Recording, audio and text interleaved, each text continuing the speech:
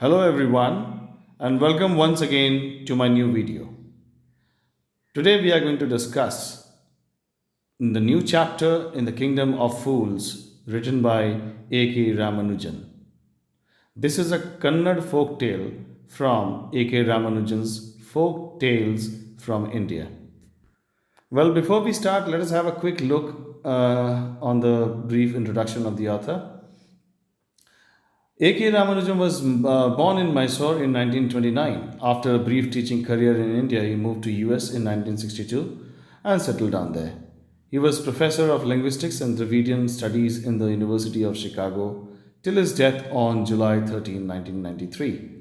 His first book of poems, The Striders, was published in 1966 by Oxford University Press, and his second volume of poems, Relations, was published again by OUP in 1969.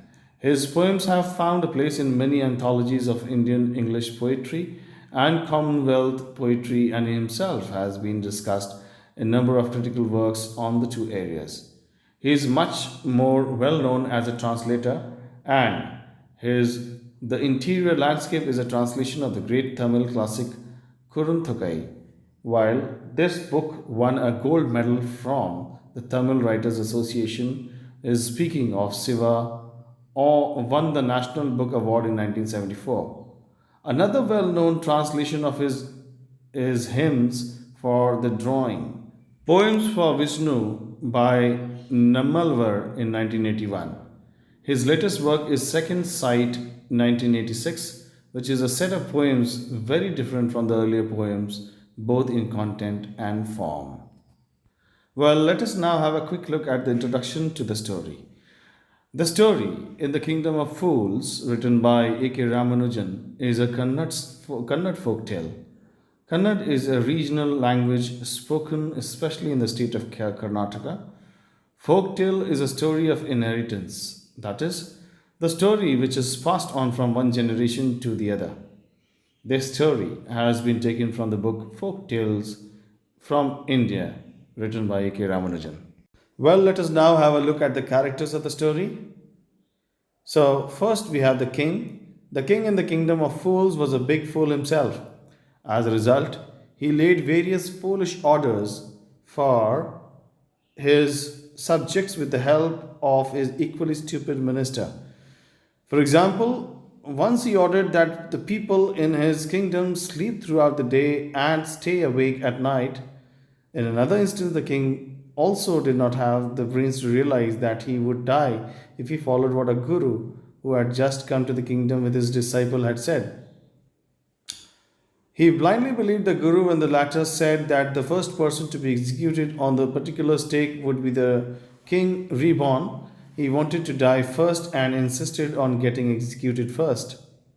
So the next character is the guru. As you can see in this picture, the guru comes across as a wise person and not attracted by cheap foods and commodities in the kingdom. Guru shows presence of mind and alertness when he decides to leave the kingdom of fools. He has the capacity of predicting the future when he advises his disciple that staying in this kingdom would be dangerous. Now, next we have the disciple. As you can see in this picture, he looks that he is fond of eating. The disciple is greedy in nature because he gets attracted to cheap food in the kingdom. He is arrogant as he ignores his guru's advice of danger in the kingdom. He also is a foolish person because he gets easily trapped by the very cheap tricks of foolish people. So let's now begin with the story. In the kingdom of fools, both the king and the minister were idiots. They didn't want to run things like other kings, so they decided to change night into day and day into night. They ordered that everyone should be awake at night, till their fields, and run their businesses only after dark, and go to bed as soon as the sun came up. Anyone who disobeyed would be punished with death. The people did as they were told for fear of death. The king and the minister were delighted at the success of their project. One day, a guru and his disciple arrived in the city. It was a beautiful city. It was broad daylight, but there was no one about. Everyone was asleep, not a mouse stirring. Even the cattle had been taught to sleep by day. The two strangers were amazed by what they saw around them and wandered around town till evening, when suddenly the whole town woke up and went about its nightly business. The two men were hungry. Now that the shops were open, they went to buy some groceries, and to their astonishment they found that everything cost the same, a single rupees. Whether they bought a measure of rice, a bunch of bananas, it cost a rupees. The Guru and his disciple were delighted. They had never heard of anything like this. They could buy all the food they wanted for a rupee. So now the explanation. There was a kingdom of fools, where both the king and the minister were idiots. They wanted to run things very differently like no other kings. So they decided to treat night as day and day as night. The king ordered everyone to be awake at night, work in their fields and run their businesses only after it was dark, and must sleep as soon as the sun came up, and if anyone disobeyed would be punished with death. The people did as they were told for fear of death. The king and the minister were overjoyed at the success of their scheme. One day a guru and a disciple arrived in the kingdom. It was a beautiful city. It was broad daylight, but there was no one to be seen. Strangely, everyone was asleep, not a mouse moving, as if the cattle had also been taught to sleep by day. The two strangers were astonished by what they saw around them and wandered around town till evening, when suddenly the whole town woke up and started their nighttime work. While the Guru and the disciple were very hungry, now that the shops were open, they had been to buy some groceries, and to their amazement, they found that everything cost the same, a single duddu, which is a currency or money that is called in the Kannada language. Whether they bought a measure of rice or a bunch of bananas, it cost only a duddu. The Guru and his disciple were delighted. They had never heard or seen of anything like this before. They could buy all the food they wanted just for a rupee. Well, now back to the text. When they had cooked and eaten, the Guru realized that this was a kingdom of fools and it wouldn't be a good idea for them to stay there. This is no place for us. Let's go, he said to his disciple. But the disciple didn't want to leave the place. Everything was cheap here. All he wanted was good food, cheap food. The Guru said, they are all fools. This won't last very long, and you can't tell what they'll do to you next. But the disciple wouldn't listen to the Guru's wisdom. He wanted to stay. The Guru finally gave up and said, do what you want. I'm going, and left. The disciple stayed on, ate his fill every day, bananas and ghee and rice and wheat, and grew fat like a street side sacred bull. One bright day, a thief broke into a rich merchant's house. He had made a hole in the wall and sneaked in. And as he was carrying out his loot, the wall of the old house collapsed on his head and killed him on the spot. His brother ran to the king and complained, Your Highness, when my brother was pursuing his ancient trade, a wall fell on him and it killed him. This merchant is to blame. He should have built a strong wall. You must punish the wrongdoer and compensate the family for this injustice. Beg your pardon. The king said, Justice will be done, don't worry, and at once summoned the owner of the house. Well, after they had eaten their food, the Guru finally predicted and recognized that it was a kingdom of fools and it would be a bad idea for them to stay there. Therefore, he said to his disciple to come along with him at once. But the disciple didn't want to leave the place and go along with him. Everything was cheap there and he wanted good and cheap food. The Guru reminded him that they were all fools and it would not last very long. Moreover, it was truly unpredictable about what would happen in the next moment with him. Despite all these, the disciple wouldn't listen to the Guru's wisdom and forewarned. The Guru finally left the place, leaving on him whatever he wished. The disciple stayed on, ate his fill every day, bananas and ghee and rice and wheat, and grew fat just like a street side sacred bull. One day in broad daylight, a thief broke into a rich merchant's house. He had made a hole in his wall and slipped in, and as he was carrying out the stolen money, the wall of the old house collapsed on his head and he killed him on the spot.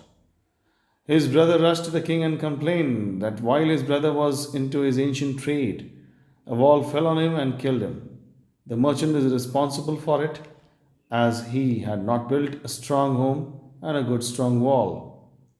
He pleaded before the king to punish the offender and compensate the family for his loss and injustice.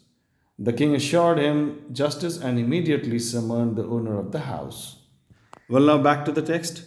When the merchant arrived, the king questioned him, "What's your name?" "Such and such, your highness." "Were you at home when the dead man burgled your house?" "Yes, my lord. He broke in, and the wall was weak. It fell on him." The accused pleads guilty. "Your wall killed this man's brother. You have murdered a man. We have to punish you." "Lord," said the helpless merchant, "I didn't put up the wall. It's really the fault of the man who built the wall. He didn't build it right. You should punish him." "Who is that?" "My lord, this wall was built in my father's time. I know the man. He is an old man now. He lives nearby." The king sent out messengers to bring the bricklayer who had built the wall. They brought him tied hand and foot. "You there, did you build this man's wall in his father's time?" "Yes, my lord, I did." "What kind of a wall is this that you built? It has fallen on a poor man and killed him. You have murdered him. We have to punish you by death." Before the king could order the execution, the poor bricklayer pleaded, "Please listen to me before you give your final orders. It's true, I built this wall and it was no good. But that was because my mind was not on that. I remember very well a dancing girl who was going up and down that street all day with her anklets jingling, and I couldn't keep my eyes or mind on the wall I was building. You must get that dancing girl. I know where she lives." Well, on the arrival of the merchant, the king asked him his name and whether he was at home when the dead man burgled his house. The merchant told his name and also said that since the wall was weak and the thief had broken in, hence it fell on him. The accused begged for justice for the dead. The king accused the merchant for killing his brother and told him that he had to be punished. The helpless merchant cried loud and said that he had not put up the wall. It was actually the fault of the man who had not built it right. He should punish him. The wall was built in his father's time, and he knew the man. He was an old man who lived nearby. The king sent out messengers to bring the bricklayer who had built the wall. They brought him tied hand and foot. The king asked him what kind of a wall had he built that had fallen on a poor man and killed him. He went on to further add that he had murdered a poor man and that he was to be punished by death. Before the king ordered the execution, the poor bricklayer pleaded before the king to listen to him before he gave his final orders. He defended himself by saying that his mind was not on it because of a dancing girl who was going up and down that street all day with her anklets jingling, and he couldn't keep his eyes or his mind on the wall he was building.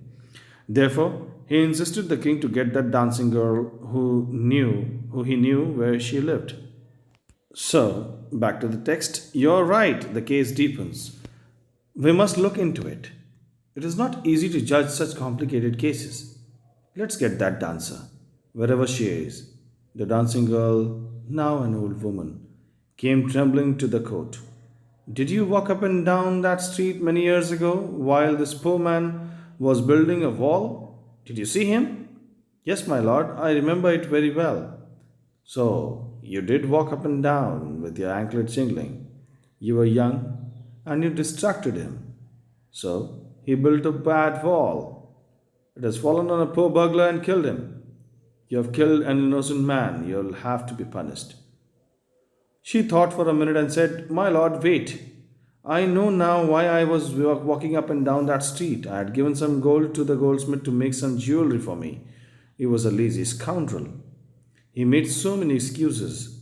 Said he would give it now and he would give it then, and so on all day. He made me walk up and down to his house a dozen times. That was when his bricklayer saw me. It's not my fault, my lord. It's the damned goldsmith's fault.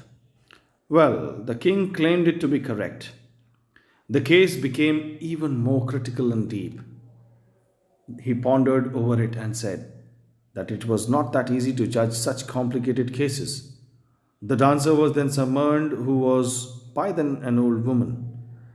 She came trembling to the court. The king asked her whether she had walked up and down that street many years ago while this poor man was building a wall. She replied with honesty and accepted that she remembered it very well.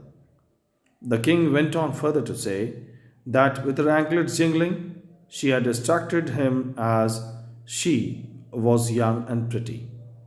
So he built a bad wall. It had fallen on a poor burglar and killed him, and it was she who killed an innocent man. Hence, it was she who was to be punished. She thought for a minute and said that she was walking up and down the street because she had given some gold to the goldsmith to make some jewelry for herself. He was a lazy scoundrel and he made so many excuses, saying that he would give it now or then. And so on all day, she was compelled to go to him repeatedly. That was perhaps when that bricklayer saw her, hence, she shifts her blame to the goldsmith and defends herself. Well, we have some words that we have picked up as new words from the text so far that we have discussed. Till means here to cultivate land for farming. Stirring means moving here and there or moving around. Then you have amazed, which means shocked and surprised. Dudu is money in Kannada language. Pursuing means to follow. Ancient trade refers to theft here or in the chapter. Summon means to call upon someone, a formal call. Then we have accused, which means the suspect or the blamed person. And then we have the pleaded, word pleaded, which means begged or implore. And then scoundrel, which means a dishonest or crook. Well, that's all in this video. I hope you have understood the story and enjoyed the text that we have discussed so far. In the next video, we shall conclude the chapter with its explanation. And for more videos, don't forget to subscribe the channel and ring the notification bell. Thank you.